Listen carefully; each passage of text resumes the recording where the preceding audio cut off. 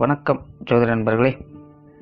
ஏற்கனவே ராசியை பற்றின முழு விவரங்களையும் பார்த்தாச்சு. அதாவது ஒவ்வொரு ராசிக்குமே என்ன மாதிரியான குணாதிசயங்கள் இருக்கும், எந்த மாதிரியான வாழ்க்கை அமைப்பு இருக்கும், என்ன மாதிரியான உறவு முறைகள் இருக்கும் அப்படின்னு விளக்கமாகவே பார்த்தாச்சு. அதே போல் லக்ன விவரங்களையும் பார்த்தாச்சு. ராசி அமைப்பை போலவே லக்னத்திற்கும் ஒவ்வொரு விஷயங்களும் எப்படி இருக்கும் அப்படின்னு தனித்தனியாகவே சொல்லியிருக்கும். பார்க்காதவங்க டிஸ்கிரிப்ஷனில் லிங்க் இருக்கும், செக் பண்ணி பாருங்கள். இனி ராசி மற்றும் லக்னம் இது ரெண்டும் சேர்ந்த அமைப்பு எப்படி இருக்கும் அப்படிங்கிறத பற்றி பார்க்க போகிறோம். ஒரு குறிப்பிட்ட லக்னம் மற்றும் ராசியாக ஒரு மனிதருக்கு அமைந்து வரும் பொழுது அவங்களுக்கு என்ன மாதிரியான விஷயங்கள் இருக்கும் அப்படிங்கிறத பற்றி சில விளக்கங்களை ஜோதிடத்தில் பொதுவாக சொல்ல முடியும். இனி அந்த விஷயங்களை பற்றி தொடர்ச்சியாக பார்க்கலாம். பதிவை பார்க்கறதுக்கு முன்னாடி ஒரு சில விஷயங்களை கவனத்தில் வச்சுக்கோங்க. எப்பவும் சொல்லக்கூடிய விஷயங்கள் தான் இங்கு சொல்லக்கூடிய விஷயங்கள் முழுமையாக உங்களுக்கு பொருந்தணுங்கிற அவசியம் கிடையாது. ஏன்னா ஒரு மனிதனை பற்றி அவங்களுடைய சுய ஜாதகம் மட்டும்தான் முழுமையான விஷயங்களை சொல்ல முடியும். மற்ற விஷயங்கள் எல்லாமே ஒரு பொதுவான அமைப்பு கொண்டது தான். இங்கு சொல்லக்கூடிய விஷயங்களை நீங்கள் கிராஸ் பண்ணி வருவீங்க. உங்களுடைய வாழ்க்கையில் சில அனுபவங்களாகவும் உணர்வுபூர்வமான விஷயங்களாகவும் பெற முடியும். அதே போல் ராசி முக்கியமாக இல்லை லக்னம் முக்கியமாக அப்படின்னாலும் குழப்பிக்க வேண்டாம். ராசி லக்னம் அப்படிங்கிறதெல்லாம் பார்த்திங்கன்னா ஒரு சில ஐடென்டிட்டி மட்டும்தான். ஜோதிட பலன்கள் எடுக்கிறதுக்காக பொதுவாக தெரிஞ்சிக்க வேண்டிய சில விஷயங்கள் அவ்வளோதான். மற்றபடி 9 கிரகங்கள் 12 கட்டம் 27 நட்சத்திரங்கள் கொண்ட ஒரு அமைப்பு தான் நமக்கு முழுமையாக முக்கியம். அதுதான் ஒவ்வொரு செகண்டும் நமக்கு தேவையான எல்லா விஷயங்களையும் தீர்மானிக்கிறது. அதனால் ராசி முக்கியமாக இல்லை லக்னம் முக்கியமாக அப்படின்னாலும் குழப்பிக்காதீங்க. நம்ம யாருன்னு கேட்டால் நம்மளுடைய பேரை எப்படி ஒரு அடையாளமாக சொல்கிறோமோ அந்த மாதிரி தான் நம்மளுடைய சுய ஜாதகத்திற்கு அடையாளமாக இந்த ராசியும் லக்னமும் அமைந்து வருது. மற்றபடி இங்கே எல்லாமே முக்கியம் அப்படிங்கிறத மனசில் வச்சுக்கோங்க.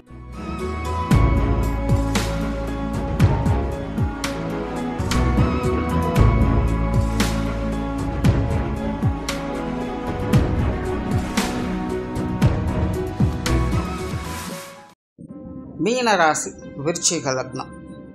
இந்த மீனராசி விருச்சிக லக்னத்தில் பிறந்தவங்கள கோபம் இருக்கிற இடத்துல தான் குணம் இருக்கும் அப்படின்னு சொல்லுவாங்க. அதற்கு முழு உதாரணமாக இருக்கக்கூடியவங்க அப்படின்னு சொல்லலாம். பார்க்கறதுக்கு தான் இவங்க முரட்டு சுபாவம் உடையவங்களாக இருப்பாங்களே இல்லாமல் உண்மையிலே இவங்க ரொம்பவுமே இனிமையானவங்க, பாசத்தையும் அன்பையும் வெளிக்காட்டக்கூடியவங்க, மதிப்பு மரியாதை மிக்கவங்க, எல்லாத்துக்குமே அவங்கவுங்களுக்கு உண்டான அந்த ரெஸ்பெக்டை கொடுக்கக்கூடியவங்க, வேகமும் விவேகமும் கலந்த நிலைகளில் செயல்படக்கூடியவங்க, எல்லார்கிட்டேயுமே உண்மையாகவும் அன்பாகவும் இருக்கக்கூடியவங்க, அன்பை மட்டுமே பிரதானமாக வைத்து செயல்படக்கூடியவங்க அப்படின்னு கூட சொல்லலாம். உண்மையிலே சுய ஜாதகத்தில் கிரக அமைப்புகள் நல்லபடியாக இருந்தது அப்படின்னா அவங்களுடைய வாழ்க்கை அப்படிங்கிறது எப்போவுமே சந்தோஷத்தோடையே இருக்கும். அதாவது இவங்ககிட்ட என்ன இருக்குது இல்லை அப்படிங்கிறத பற்றி பிரச்சனையே கிடையாது. என்ன இருந்தாலும் இல்லைனாலும் இவங்களால் திருப்தியோட மன சந்தோஷத்தோடு வாழ முடியும். ஒருவேளை சுய ஜாதகத்தில் கிரக அமைப்புகள் ஒத்துழைக்கலை அப்படின்னா மற்றவங்க மேலே அளவு கடந்த நம்பிக்கையை வைத்து பாச பிணைப்புகளால் சென்டிமெண்ட் சார்ந்த விஷயங்களால் அலைகழிக்கக்கூடியவங்களாக இருப்பாங்க. அதன் மூலமாக இந்த சாது மிரண்டால் காடு கொள்ளாது அப்படிங்கிற நிலையும் பார்க்க முடியும். நிறைய பேர் பார்த்தீங்கன்னா ஒரு கட்டத்திற்கு மேலே இந்த மாதிரியான சங்கடங்களை அதிகமாக தொடர்ந்து பார்த்துக்கிட்டு இருக்கிறதுனால துறவரம் போன்ற விஷயங்களை மேற்கொள்வாங்க. அப்படி இல்லைனாலும் கூட சொந்த இடத்தை விட்டு சொந்த வீட்டை விட்டு வெளி இடங்களில் போய் தனிச்சிருக்கிற மாதிரியான சூழ்நிலைகள் கூட ஏற்படும். பந்த பாசங்களற்று இருக்கக்கூடியவங்களாக மாறிடுவாங்க. அந்த மாதிரி ஆட்களுக்கெல்லாம் பார்த்திங்கன்னா யார் மேலேயுமே ஒரு நம்பிக்கை அப்படிங்கிறது இருக்காது, பிடிப்பு அப்படிங்கிறது இருக்காது, சென்டிமெண்ட் அப்படிங்கிறது அவங்ககிட்ட வேலையே செய்யாது. பட் இதெல்லாம் எப்போன்னா ஒரு ஆஃப்டர் 30க்கு மேலே தான் இருக்கும். அது அவங்களுடைய அந்த நடுத்தர வயதை கடந்த பிறகு தான் அந்த மாதிரியான நிலைகளுக்கு அவங்க தள்ளப்படுவாங்க. அதற்கு முன்னாடி வரைக்கும் அவங்க இந்த மாதிரியான விஷயங்களை எதிர்பார்த்து ஓடிக்கொண்டே இருப்பாங்க. பட் அது அவங்களுக்கு முழுமையாக கிடைச்சிருக்கா இல்லையா அப்படிங்கிறது ஒரு 30-35 வயது கடந்த பிறகு தான் அவங்களுக்கு தெரியவே வரும்.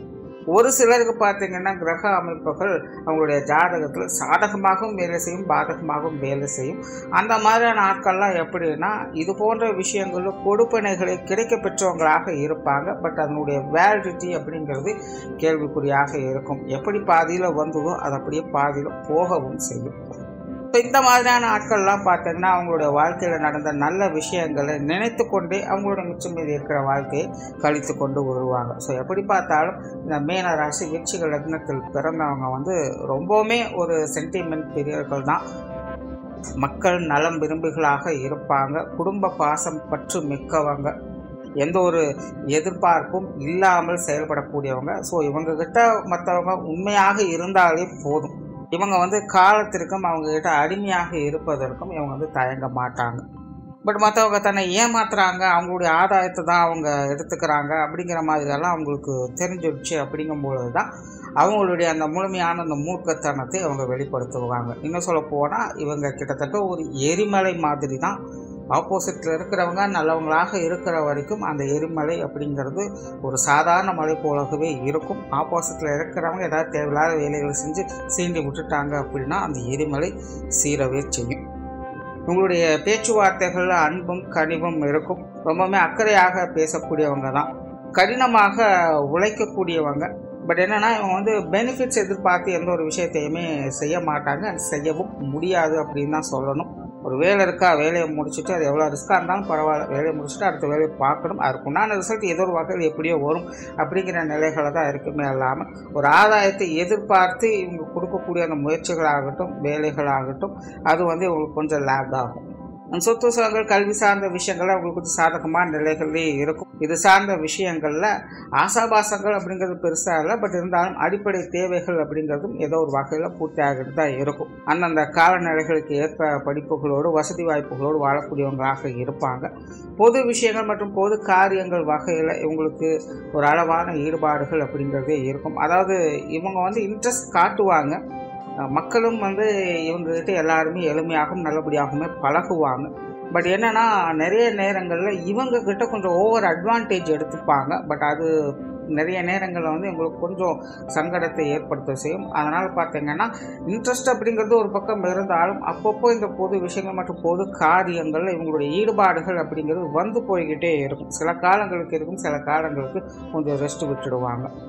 ஆன்மீக ரீதியான விஷயங்கள் உங்களுக்கு சாதகமாகவே இருக்கும். நார்மலாகவே பார்த்திங்கன்னா ஆன்மீக வாழ்க்கையில் ஈடுபடக்கூடியவங்க தான். இன்னும் சொல்லப்போனால் இந்த பரம்பரை பழக்க வழக்கங்களை பின்பற்றக்கூடியவங்களாக இருப்பாங்க. கண்மூடித்தனமாக அது ஏன் எதுக்கு அப்படிங்கிற கேள்விகள் கூட கேட்காம இவங்க இது இப்படி தான், இது வழக்கமாக வந்துட்டுருக்கு, நானும் செஞ்சிட்ருக்கிறேன், எனக்கு அது மூலமாக பெனிஃபிட்ஸ் வந்துட்டுருக்கு அப்படிங்கிற ஆணித்தனமாக நம்பக்கூடியவங்களாக இருப்பாங்க. ஸோ நார்மலாகவே இவங்களுக்கு இந்த ஆன்மீக சிந்தனைகள் அப்படிங்கிறது அதிகமாகவே இருக்கும். ஆன்மீக வாழ்க்கையிலும் ஈடுபடக்கூடியவங்களாகவும் இருப்பாங்க. பிரயாணம் சார்ந்த விஷயங்கள் உங்களுக்கு சாதகமாகவே இருக்கும். நார்மலாகவே பிரயாண பிரியர்களாகவே இருப்பாங்க. தொலைதூர பிரயாணங்கள் அப்படிங்கிறது உங்களுக்கு கொஞ்சம் அதிகமாகவே இருக்கும். அதாவது வேலைக்காகவோ படிப்புக்காகவோ அல்லது வேறு ஏதாவது விஷயங்களுக்காக பார்த்திங்கன்னா ஒரு 20 கிலோமீட்டர் 30 கிலோமீட்டர் ட்ராவல் பண்ணுற மாதிரியான அமைப்புகள்லாம் இவங்களுக்கு அடிக்கடி ஏற்படும். ஸோ நார்மலாகவே பிரயாண பிரியர்களாகவே இவங்க இருப்பாங்க. காரியங்கள் மற்றும் செயல்பாடுகள் அப்படின்னு வரும்பொழுது இவங்க கொஞ்சம் மந்த புத்தி உடையவங்க அப்படின்னு தான் சொல்லணும். அதாவது இவங்க வந்து ஹார்ட் ஒர்க்கையோ இல்லை ஸ்மார்ட் ஒர்க்கையோ விரும்ப மாட்டாங்க. இவங்களுக்கு வந்து இந்த ரொட்டீன் ஒர்க்கு தான் ரொம்பவுமே செட் ஆகும். பட் அதே நேரம் வேலைப்பாடுகள் செயல்பாடுகள் அப்படின்னு வரும்பொழுது ஒரு மாதிரியான ஆழ்ந்த சிந்தனைகளில் மூழ்கி இருக்கக்கூடியவங்க கொஞ்சம் டிஃப்ரெண்ட்டாக எதையாவது ஒன்று செய்யணும் அப்படின்னு எதிர்பார்ப்பாங்க. ஸோ அதனாலேயே பார்த்திங்கன்னா இவங்களுடைய வேலைப்பாடுகள் பெரும்பாலும் பார்த்திங்கன்னா அந்த டைமுக்கு இருக்கிறது இல்லை. கிட்டத்தட்ட இவங்களுடைய செயல்பாடுகள் காரியங்கள் அப்படிங்கிறது ஒரு ஆர்டிஸ்ட் மாதிரின்னு வச்சுக்கோங்களேன். அவங்களுடைய படைப்புகள் அப்படிங்கிறது அவங்க நினைக்கும் போது மட்டும்தான் முடியும். அந்த மாதிரி தான் இருக்கும். குடும்ப வாழ்க்கை அப்படிங்கிறது பெரும்பாலும் இவங்களுக்கு சாதகமான நிலைகளே இருக்கும். குடும்ப விஷயங்கள் காரியங்களில் ஒரு நல்ல முனைப்போடு வேலை செய்யக்கூடியவங்களாக இருப்பாங்க. குடும்ப காரியங்களை பூர்த்தி செய்யக்கூடியவங்களாகவும் இருப்பாங்க. குடும்ப உறவுகளுடைய ஒத்துழைப்பை கிடைக்க பெற்றவங்களாகவும் இருப்பாங்க. பட் என்னென்னா இது எல்லாமே பார்த்திங்கன்னா அந்தந்த காலநிலைகளுக்கு ஏற்ப தான் இந்த விஷயங்கள் இருக்கும். அதாவது ஒவ்வொருடைய உறவு முறைகளும் பார்த்திங்கன்னா ஒவ்வொரு காலகட்டத்துக்கு தான் உகந்ததாக இருக்கும். ஒரு லிமிட்டுக்கு மேலே போயிடுச்சு அப்படின்னா அவங்களுடைய சப்போர்ட் அப்படிங்கிறது பெரும்பாலும் இருக்கிறது இல்லை, தேவைப்படுறதும் இல்லை அப்படிங்கிற ஒரு நிலை எல்லாருக்குமே இருக்கும். ஸோ அந்த மாதிரி தான் இவங்களுக்கு வந்து ஃபேமிலி வித் பெனிஃபிட்ஸ் அப்படிங்கிற மாதிரி இந்த நிலைகள்லாம் அமையும். ஸோ பெற்றோருடைய அரவணைப்பு அப்படிங்கிறது ஒரு காலகட்டத்தில் இருக்கும். அந்த உடன்பிறப்புடைய சப்போர்ட் அப்படிங்கிறதுலாம் ஒரு காலகட்டத்தில் இருக்கும். பட் அதெல்லாம் பார்த்திங்கன்னா திருமண வாழ்க்கைக்கு பிறகு அப்படியே கொஞ்சம் மாற செய்யும். ஆனால் அதற்கு பிறகு பார்த்தீங்கன்னா வாழ்க்கை துணையோட சப்போர்ட் அப்படிங்கிறது இருக்கும், குழந்தைகளோட சப்போர்ட் அப்படிங்கிறது இருக்கும். ஆனால் ஒரு கட்டத்தில் பார்த்தீங்கன்னா குழந்தைகளோட சப்போர்ட் அப்படிங்கிறதா இருக்கும், வாழ்க்கை துணையோட சப்போர்ட் அப்படிங்கிறது இருக்காது. இல்லைன்னா இவங்களுடைய விஷயங்களுக்கே கான்ட்ரவர்சியான நிலைகளை ஏற்படுத்தும். அந்த நண்பர்கள் உறவினர்களுடைய நிலைகள் கூட கிட்டத்தட்ட அப்படி தான். ஒரு கட்டத்தில் உறவினர்களுடைய சப்போர்ட் அப்படிங்கிறது ஃபுல்லாக இருக்கும், அந்த நேரத்தில் ஃப்ரெண்ட்ஸோட சப்போர்ட் அப்படிங்கிறது இருக்காது. ஒரு கட்டத்தில் பார்த்திங்கன்னா ஃப்ரெண்ட்ஸ் நல்லா இருப்பாங்க, அந்த டைமில் ரிலேட்டிவ்ஸோட சப்போர்ட் அப்படிங்கிறது பெருசாக கை கொடுக்காது. ஸோ இந்த மாதிரி குடும்ப உறவுகள் அப்படின்னு வரும்போது பெரும்பாலும் பார்த்திங்கன்னா எல்லாமே ஒரு கலவையான நிலைகளுக்கு ஏற்ற மாதிரி அந்தந்த காலநிலைகளுக்கு ஏற்ற மாதிரி தான் அது தொடர்ந்து வேலை செஞ்சுக்கிட்டே இருக்கும். அண்ட் திருமண வாழ்க்கையை பொறுத்த வரைக்கும் இவங்களுக்கு கொஞ்சம் சாதகமான நிலைகளே இருக்கும் அப்படின்னு சொல்லலாம். நார்மலாகவே இவங்க இந்த காதல் சார்ந்த விஷயங்கள் அதிக ஈடுபாடுகளை காட்டக்கூடியவங்க.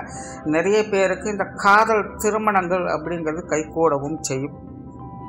உண்மையிலே இவங்கெல்லாம் பார்த்திங்கன்னா பெரும்பாலும் இந்த திருமணத்துக்கு பிறகு தான் குடும்ப வாழ்க்கையை அனுபவிக்க பெற்றவங்களாகவே இருப்பாங்க. ஸோ அந்த வகையில் வாழ்க்கை துணை சார்ந்த விஷயங்கள், குழந்தைகள் சார்ந்த விஷயங்கள் அவங்களுக்கு பெரும்பாலும் சாதகமாகவே இருக்கும். இன்னும் கிளியராக சொல்ல போனால் இவங்களுக்கு குழந்தைகள் மேலே ஒரு அளவு கடந்த பாசம், பிரியம் அப்படிங்கிறது இனம் புரியாத வகையில் இருக்கவே செய்யும். எல்லாருக்கிட்டையுமே அன்பாகவும் எளிமையாகவும் பழகி வருவாங்க. முழு அன்பையும் வெளிப்படுத்தக்கூடிய தன்மை அப்படிங்கிறது இருக்கும். ஸோ சுய ஜாதகத்தில் சுப கிரகங்களுடைய அனுகிரகம் பெற்றிருந்தாங்க அப்படின்னா நல்ல ஒரு வாழ்க்கை துணை பெற்று, நல்ல குழந்தைகளை பெற்று, நல்ல மன நிறைவான வாழ்க்கையை பெறக்கூடிய அமைப்புகள் அப்படிங்கிறது இருக்கும். அப்படி இல்லாத பட்சத்தில் அந்த கணவன் மனைவி உறவுகள், குழந்தைகள் சார்ந்த விஷயங்கள்லாம் பார்த்தீங்கன்னா ஒரு சாதகமான நிலைகளில் இருந்தாலும் கூட அதையெல்லாம் முழுமையாக அனுபவிக்க முடியாதபடி ஏதாவது ஒரு தொல்லைகள், பிரச்சனைகள் அப்படிங்கிறது வந்து போய்கிட்டே இருக்கும். அதாவது இதெல்லாம் பார்த்திங்கன்னா பெரும்பாலும் ஒரு தடைகளாகவும் தடங்கல்களாகவுமே வேலை செஞ்சுக்கிட்டு இருக்கும். ஆனால் அதே நேரம் மன ரீதியாக ரொம்பவுமே பொறுமை, கட்டுப்பாடு அப்படிங்கிறதும் தேவைப்படக்கூடியதாக இருக்கும். ஸோ இந்த விஷயங்களை பொறுத்த வரைக்கும் இவங்களுக்கு இந்த சுய ஜாதகம் அப்படிங்கிறது ரொம்ப ரொம்ப முக்கியம். ஸோ ஒரு சிலருக்கு சுய ஜாதகத்தில் சுப கிரகங்களுடைய அனுகிரகங்கள் அப்படிங்கிறது நல்லபடியாகவே இருக்கும், அவங்களுக்கு பெருசாக எந்த ஒரு பிரச்சனையும் கிடையாது. ஒரு சிலருக்கு மட்டும் இந்த அசுப கிரகங்களுடைய தாக்கங்கள் அப்படிங்கிறது கொஞ்சம் அதிகமாகவே இருக்கும். ஸோ அவங்க மட்டும்தான் கொஞ்சம் கவனமாக இருக்க வேண்டும். அதாவது மன ரீதியாக தேவையில்லாத மன சஞ்சலங்களுக்கு ஆட்பட்டு வருவாங்க. ஸோ அந்த மாதிரியான நபர்கள் மட்டும் கொஞ்சம் மனுசரித்து போக வேண்டியதாக இருக்கும் எல்லா விஷயங்களுக்குமே. ஆனால் ஒரு சிலருக்கு பார்த்திங்கன்னா பாசிட்டிவ் அண்ட் நெகட்டிவ் ரெண்டுமே கலந்த நிலைகளில் தான் வேலை செய்யும். ஸோ அவங்களுடைய நிலைகள் பார்த்திங்கன்னா எதையுமே மெல்லவும் முடியல, முழுங்கவும் முடியல அப்படிங்கிற ஒரு நிலைகள் தான் இருக்கும். பிரச்சனைகள் அப்படிங்கிறது இருக்குது, அதுக்காக விட்டு விலகவும் முடியல, பட் அதுக்காக சேர்த்து பக்கத்தில் வச்சுக்கவும் முடியல அப்படிங்கிற நிலைகளே அவங்களுடைய வாழ்க்கை காலம் அப்படிங்கிறது போய்கிட்டு இருக்கும். ஸோ ஓவராலாக இந்த மீன ராசி விருச்சிக லக்னத்தில் பிறந்தவங்க சுய ஜாதகம் நல்லபடியாக இருந்தது அப்படின்னா இவங்களுடைய வாழ்க்கை மன நிறைவோடு, மதிப்பு மரியாதையோடு, சந்தோஷமான நிலைகளில் போய்கொண்டு இருக்கும். அப்படி இல்லாத பட்சத்தில் அது சார்ந்த விஷயங்களுக்குள்ள இவங்க உழண்டு கொண்டே இருப்பாங்க. அதாவது அது சார்ந்த விஷயங்கள்ல இவங்களுக்கு அனுபவங்கள் அப்படிங்கிறது ஏற்படும், பட் அதை பர்சனலாக யூஸ் பண்ணிக்க முடியாது. நன்றி, வணக்கம், வாழ்க வளமுடன்.